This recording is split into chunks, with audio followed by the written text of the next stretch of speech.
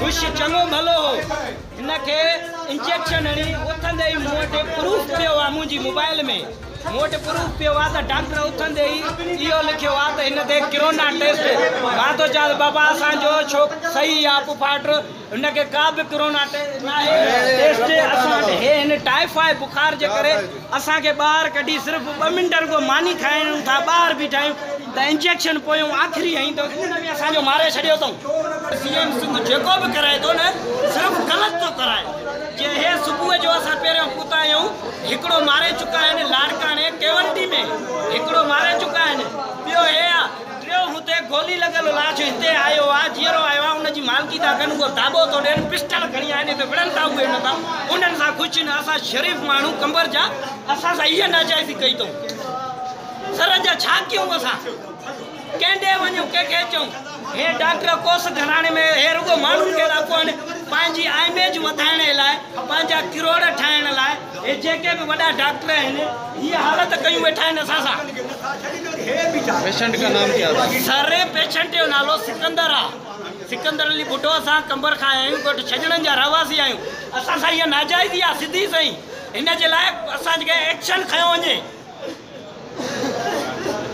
Typhoid बुखार का को ही हालत थी वई है सही नाजाइज़ी है गर्मिया में ए मासूमान जा पुटन उनन के केर संभाली दो सर कौन सा तो पे कौन सा बड़ा सा बस जाओ बड़ा बड़ा रहा जाता कुरान पढ़े के बड़ा सा तो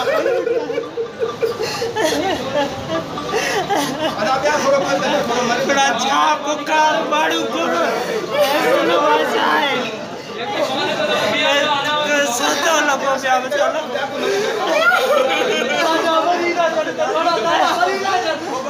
आई नहीं शफीओ बा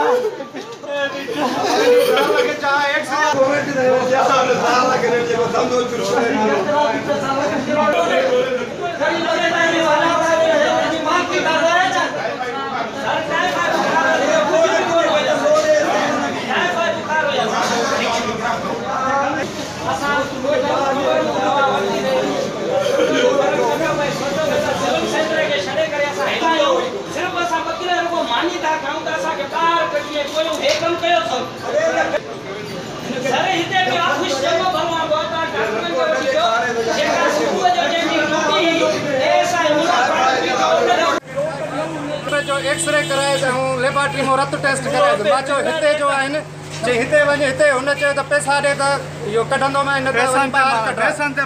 ॿाहिरि कढाइण वियो मां हुते रोड ते ई असांजो मरी वियो रोड ते ई मरी वियो गर्मीअ में हाणे हिते एसीअ में वेठा आहिनि हिनजी टेस्ट कराए जो टाइफाइड जो मरीज़ हुयो टाइफाइड जो मरीज़ हुयो उनखे आंदो एक्सरे न कढियो एक्सरे जे लाइ असांखे ॿाहिरि माणियूं ॿाहिरि खणी वियासीं त हुन अहिड़े झोले में 2:30 बजे रोड ते असीं कंबर जा आहियूं कोट छजड़ा जा आहियूं।